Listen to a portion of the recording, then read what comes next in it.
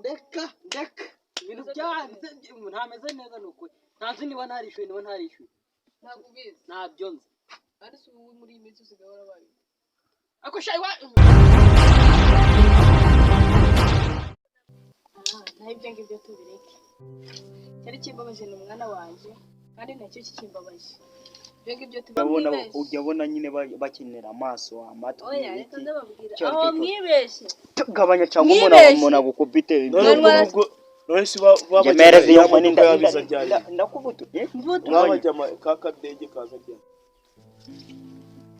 oya barahindana bagikora mu ndege basigaye bakora mu modoka iza kuwa gatanu w'icyanyu kuwa gatanu w'icyanyu baraza bakabatwara urabona rero hari ahantu wandusha nimero zabo simwenye mite mbibaye ubwo ndibuze kohereza WhatsApp ningera mu rugo telefone yanjye nayibagiwe sawa tureta turi kuri but I have only one big problem.